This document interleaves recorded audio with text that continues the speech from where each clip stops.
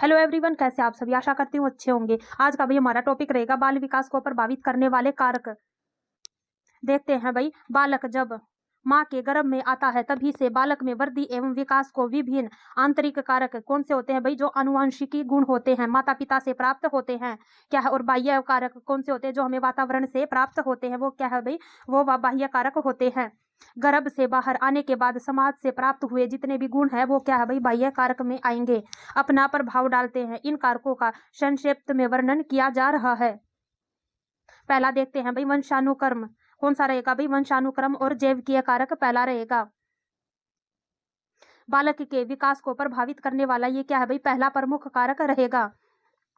पूर्वजों और माता पिता से गर्भधान के समय बालक को जो भी गुण प्राप्त होते हैं उसे वंशानुक्रम और आनुवंशिकता कहा जाता है। कि जिसके माता पिता लंबे होते हैं उनकी सामान्यतः संतानें भी क्या होंगी भाई? लंबी होंगी।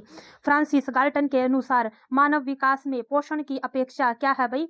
पोषण की अपेक्षा आनुवंशिकता सर्वाधिक सशक्त कारक मानवावरण और पर्यावरण क्या है भाई? ये दूसरा कारक माना जाता है। व्यक्ति के चारों ओर जो कुछ भी है वही उसका परिवेश वातावरण पर्यावरण है। क्या है भाई? जो भी हमारे आसपास है वो क्या कहलाता है भाई? हमारा पर्यावरण कहलाता है। बालक जिस वातावरण में निवास करता है उसका क्या है भाई? संपूर्ण वातावरण बालक के विकास पर पूर्ण प्रभावशाली रहता है। ये क्या है भाई? आंतरिक व बाह्य प्रकार के होते हैं। अगला रहेगा भाई, जन्म कर्म। क्या है भाई? जन्म का कर्म। बच्चे के जन्म का कर्म भी बालक के विकास को प्रभावित करता है। बालक के विकास पर परिवार के जन्म कर्म का प्रभाव भी पड़ता है। जैसे जो पहला बालक होता है उसकी अपेक्षा दूसरे व तीसरे बालक का विकास अधिक तीव्र गति से होता है, क्योंकि बाद के बालक अपने पूर्व जन्मे बालकों से अनुकरण द्वारा अनेक बातें शीघ्रता से ग्रहण कर लेते हैं। यू क्या रहेगा भाई? अगला कारक रहेगा आयु। बालक के आयु वृद्धि के साथ साथ शारीरिक विकास की गति और स्वरूप में भी क्या है भाई? परिवर्तन होते हैं। छोटे बच्चे का जो शरीर होगा वो लचीला होता है, धीरे धीरे यह कठोर हो जाता है। साथ ही बालक का मानसिक विकास भी आयु से क्या है भाई? प्रभावित होता है। आगे देखते हैं अभी अगला कारक बुद्धि। कुशाग्र बुद्धि वाले क्या है भाई? कुशाग्र बुद्धि वाले छात्रों का शारीरिक व मानसिक विकास क्या रहेगा भाई? मंद बुद्धि वाले छात्र के शारीरिक व मानसिक विकास की अपेक्षा तेज गति से होता है। कुशाग्र बुद्धि वाले बालक मंद बुद्धि वाले बालकों की अपेक्षा शीघ्र बोलने व चलने लगते हैं। ये क्या है भाई? बुद्धि भी हमारे विकास में प्रभाव डालती है। आगे रहेगा भी अंतःस्रावी ग्रंथियां। ये भी एक मुख्य फैक्टर माना जाता है। बालक के शरीर में अनेक अंतःस्रावी ग्रंथियां होती है जिसमें से विशेष प्रकार के रस का क्या होता है भाई? स्राव होता है। यही रस बालक के विकास को क्या करता है भाई? प्रभावित करता है। यदि ये ग्रंथियां इसका स्राव ठीक प्रकार से न करे तो क्या होगा भाई? बालक का जो विकास होगा वो अवरुद्ध हो जाएगा, रुक जाएगा। अगला कारक रहेगा भाई खेल एवं व्यायाम। नियमित खेल एवं व्यायाम बालक के शारीरिक विकास में सहायता देते हैं। शरीर व मस्तिष्क क्या होगा भाई? स्वस्थ रहेगा। कहावत है कि स्वस्थ शरीर में स्वस्थ मस्तिष्क का क्या होगा भाई? निवास होता है। इस प्रकार शारीरिक व मानसिक विकास में खेल और व्यायाम की महत्वपूर्ण भूमिका मानी जाती है। अगला रहेगा भाई लिंग। बालक के शारीरिक और मानसिक विकास में लिंग भेद का प्रभाव पड़ता है। जन्म के समय बालकों का जो आकार बड़ा होता है, किंतु बाद में बालिकाओं के शारीरिक विकास की जो गति होगी वो अपेक्षाकृत क्या होगी भाई? तीव्र होती है। यही कारण है कि बालिकाओं में मानसिक एवं यौन परिपक्वता बालकों से पहले आ जाती है। अगला कारक माना जाता है भाई पोषण एवं कुपोषण।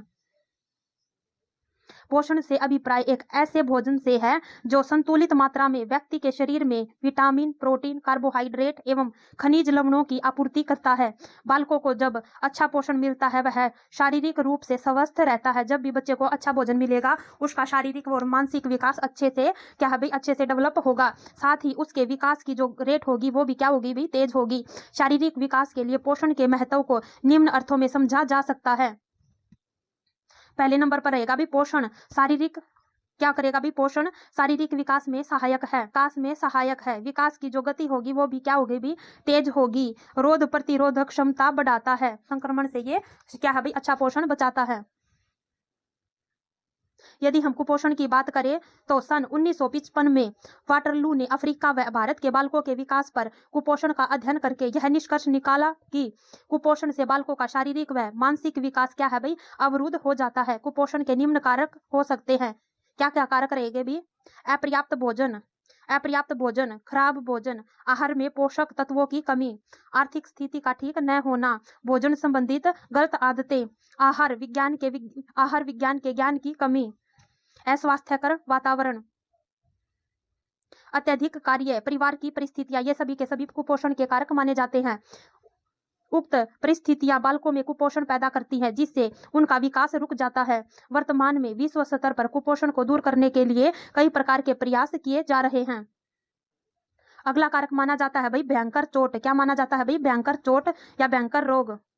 जब भी बच्चे पर क्या है भाई भयंकर रोग एवं चोट बालक के विकास में बाधा डालते हैं। लंबी बीमारियां, गंभीर चोट के कारण बालक का विकास क्या होगा भाई? रुक जाएगा। अगला माना जाता है भाई प्रजाति को। प्रजाति प्रभाव के कारण भी बालकों के विकास में विभिन्नताएं पाई जाती है।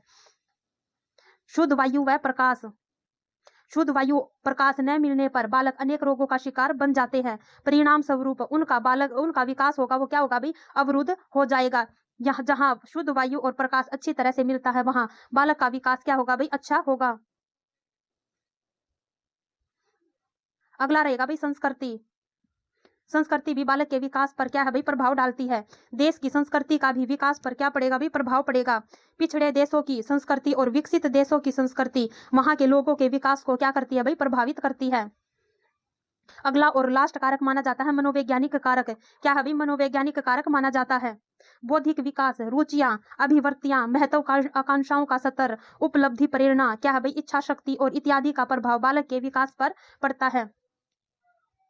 आज का हमारा टॉपिक भाई यही समाप्त होता है। अच्छा लगे तो भाई लाइक, शेयर एंड सब्सक्राइब जरूर करना। Thank you.